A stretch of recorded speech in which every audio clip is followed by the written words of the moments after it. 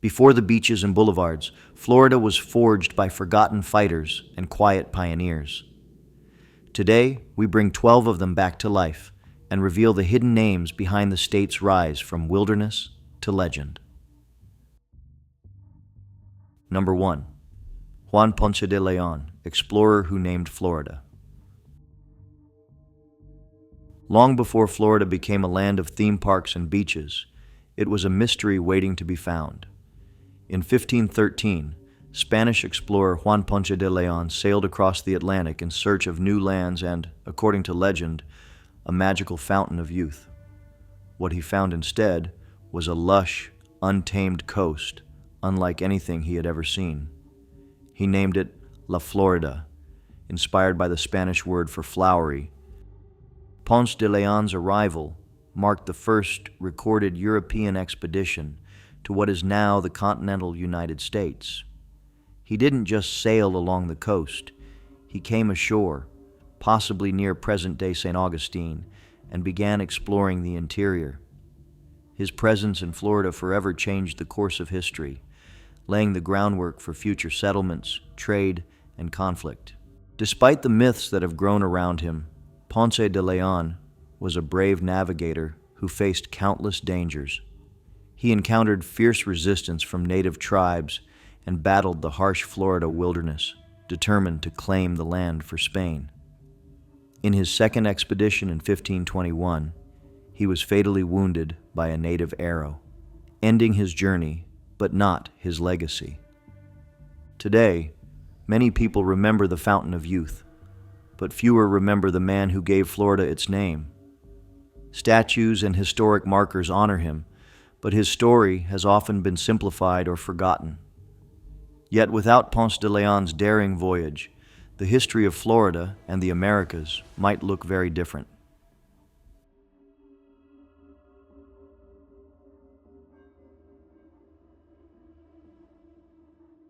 Number 2. Pedro Menéndez de Avilés, founder of St. Augustine. In 1565, Spanish Admiral Pedro Menéndez de Avilés changed history by founding St. Augustine, the oldest continuously inhabited European established settlement in the continental U.S. At a time when European powers were racing to control the New World, Menéndez's mission was bold: to create a permanent foothold for Spain in Florida and drive out the French Protestants who had claimed land nearby. Menéndez arrived with hundreds of settlers, soldiers, and priests. Facing hurricanes, limited resources, and unfamiliar terrain, he established a fortress and a thriving community. Unlike earlier failed attempts at colonization, St. Augustine survived and grew, thanks to Menéndez's leadership, military skill, and relentless determination. He also engaged with local indigenous tribes, sometimes through diplomacy and often through conflict. His role was complex, both a builder of cities and a warrior who carried out violent campaigns. Still, his establishment of St. Augustine paved the way for centuries of Spanish influence in Florida, long before it became part of the United States. Although he founded a city older than Jamestown and Plymouth, Pedro Menéndez de Avilés is often left out of American history books. His contributions are essential to understanding how Florida became a center of power and culture, yet his name remains unfamiliar to most. That's why his story deserves to be told.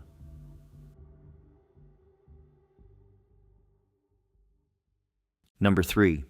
Julia Tuttle, the mother of Miami. When people think of Miami, they picture skyscrapers, beaches, and nightlife. But few know that this world-famous city owes its existence to a determined woman named Julia Tuttle. In the late 1800s, Tuttle owned land along the Miami River and had a dream: to turn a patch of wild Florida into a thriving metropolis. She reached out to railroad tycoon Henry Flagler, trying to convince him to extend his railroad south to her land. When a freeze devastated crops across Florida in 1894, Julia sent Flagler a box of fresh orange blossoms, proof that her area was untouched by the cold. The message was clear. Miami was worth investing in. Flagler agreed, and in 1896, the city of Miami was born. Julia worked tirelessly, donating land for schools, churches, and the railroad itself. She saw Miami not just as a place for business, but as a new kind of community, modern, diverse, and full of promise. Thanks to her vision and grit, what was once swampland became one of America's most iconic cities.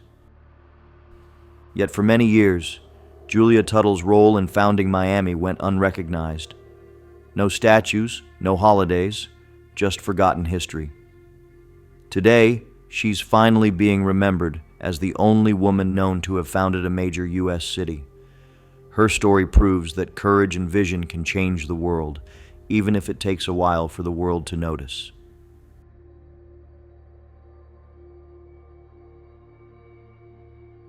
Number 4. Vicente Martínez Ybor, industrialist and community builder. In the late 1800s, the quiet fields near Tampa, Florida, were transformed into a bustling hub of activity thanks to one determined man, Vicente Martínez Ybor. A Spanish-born cigar maker, Ybor had already made a name for himself in Havana and Key West before setting his sights on the Florida mainland. Seeking a better environment for production and labor, he founded what would become Ybor City, a planned community built around his cigar empire. What made Ybor different wasn't just his business success, it was his vision for a self-sustaining community. He didn't just build factories, he built homes, schools, shops, and even a hospital for his workers. He brought together immigrants from Cuba, Spain, Italy, and Germany, creating a melting pot that gave rise to a unique cultural identity still felt in Tampa today. At its peak, Ybor City was one of the world's leading cigar producers, known as the cigar capital of the world. Thousands found opportunity there, and generations built their lives on the foundation Ybor created. His success helped spark Tampa's transformation into a major city in Florida. Though his contributions shaped modern Florida, Vicente Martínez Ybor is rarely mentioned outside local history books. Yet his legacy lives on in the very streets and buildings of Tampa's historic district. His story is one of industry, inclusion, and the power of visionary leadership.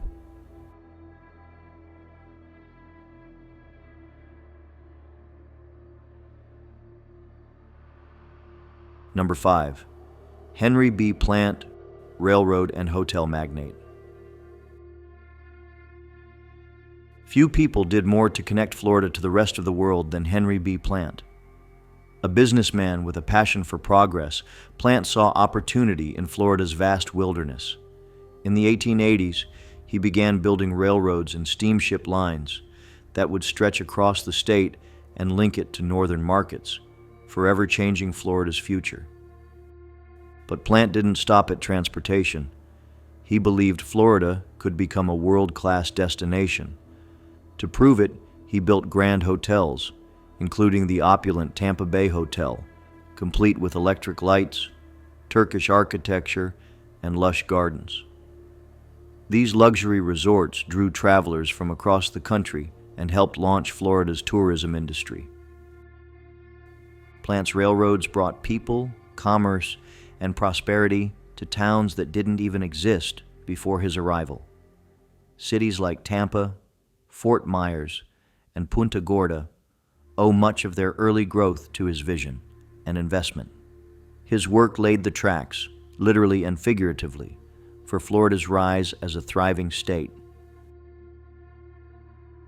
Despite the scale of his impact, Henry B. Plant's name is often overshadowed by better-known developers.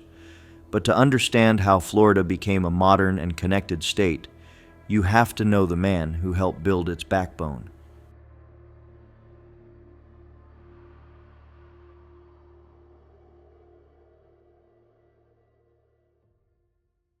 Number 6. Osceola, the Seminole warrior who defied removal. Osceola was not born a chief, but his courage and leadership made him one of the most famous warriors in Florida history. As the U.S. government pushed to remove Native American tribes from their ancestral lands, Osceola rose to defend the Seminole people during the Second Seminole War, 1835 to 1842. His resistance turned him into a symbol of defiance and pride. Osceola led raids, fought battles, and outsmarted better-equipped American forces deep in the Florida swamps. He was known for his strategic brilliance and fierce determination, refusing to surrender his homeland. His leadership inspired warriors and terrified U.S. officials who underestimated his skill and resolve.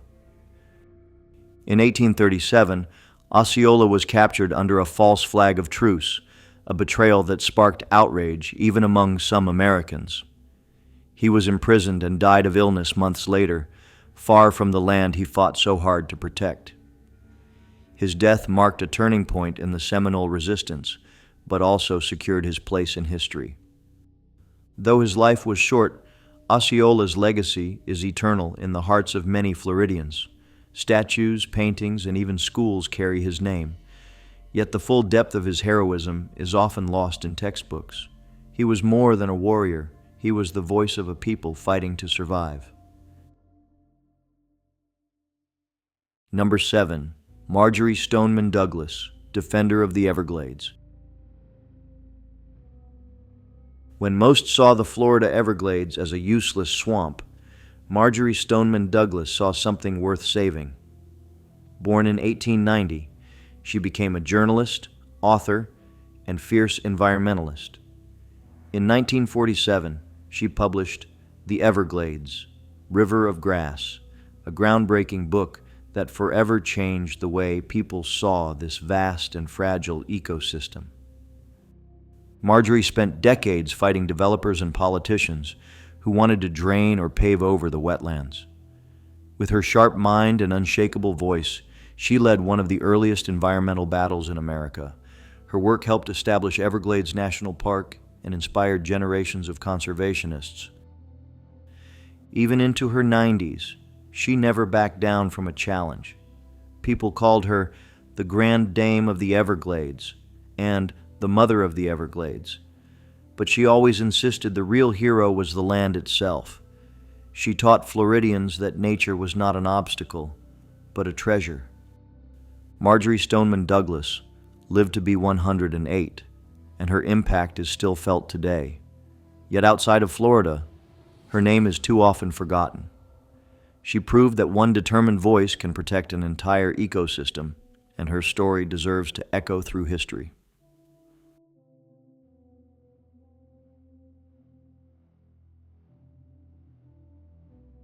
Number 8.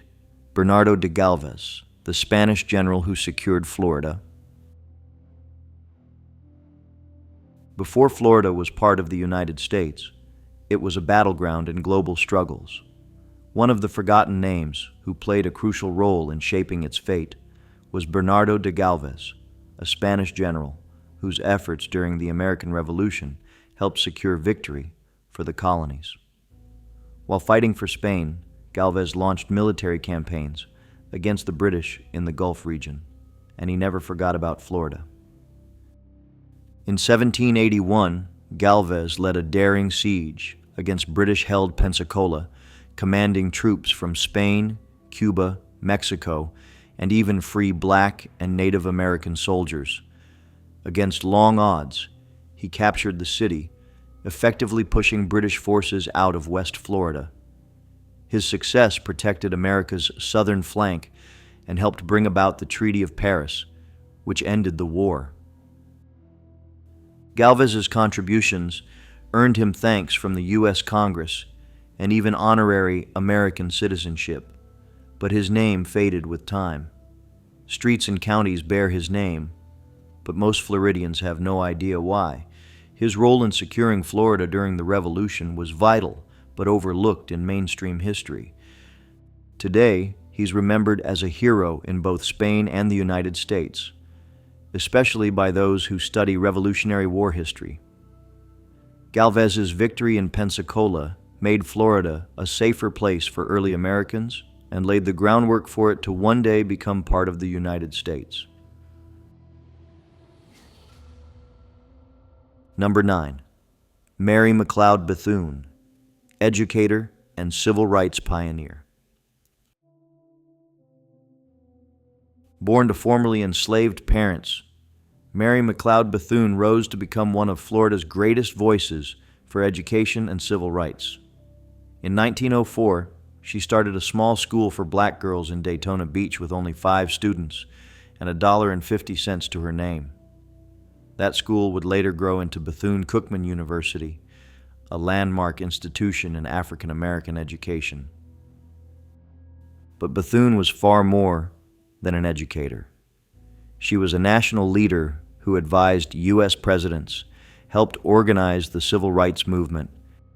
She believed education was the key to freedom and dignity, and she devoted her life to empowering others. In Florida, she brought new hope to communities long denied opportunity. Her strength, intelligence, and grace earned her respect across racial lines in a deeply segregated time. She often said, "Invest in the human soul. Who knows? It might be a diamond in the rough." Mary McLeod Bethune's statue now stands in the U.S. Capitol, but many still don't realize that this national icon began her journey right in Florida. She's not just a local hero, she's a reminder that real change can start in a classroom.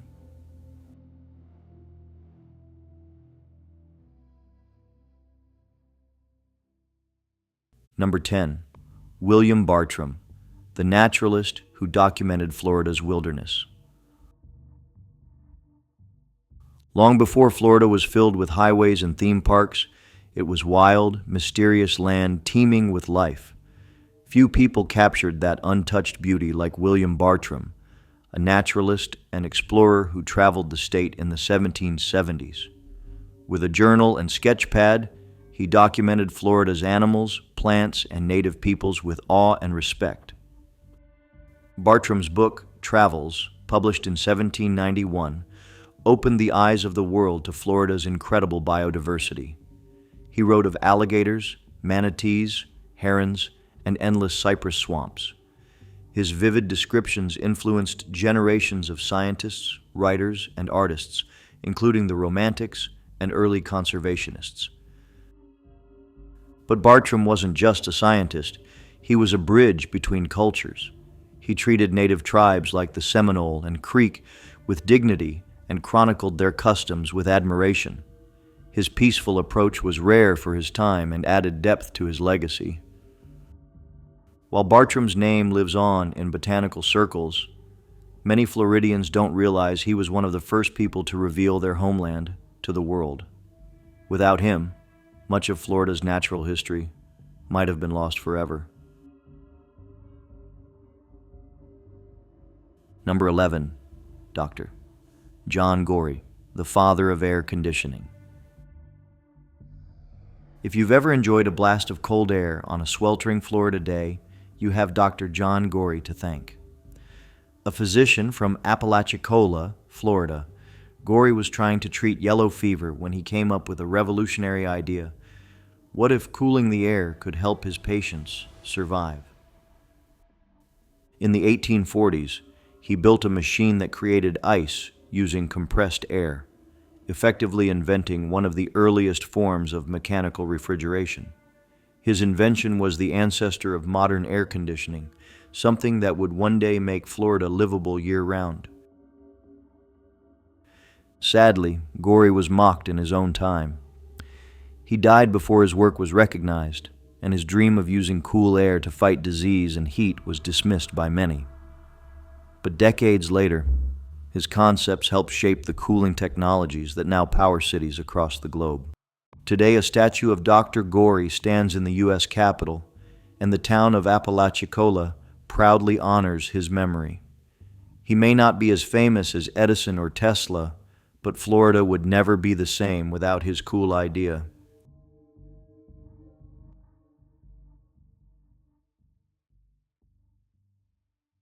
Number 12. Joseph Marion Hernández, Florida's first delegate to Congress. Joseph Marion Hernández was a man of many firsts. Born in St. Augustine, he became the first Hispanic American to serve in the U.S. Congress, representing the Florida Territory in the early 1820s. At a time when Florida was still new to the United States, Hernández served as a bridge between cultures and nations. Fluent in Spanish and English, Hernández fought for Floridian interests in Washington and played a key role in shaping the young territory's future. He also served as a general during the Seminole Wars and was a key figure in early land development and lawmaking in the region. Despite his achievements, Hernández's name rarely appears in U.S. history books. As a Catholic of Spanish descent, he didn't fit neatly into the dominant narratives of early American politics, but his presence helped pave the way for future generations of Latino leaders. Today, Hernández is celebrated as a trailblazer in Hispanic American political history and one of Florida's earliest heroes of statehood. His courage to lead at a time of rapid change ensured that Florida had a voice on the national stage.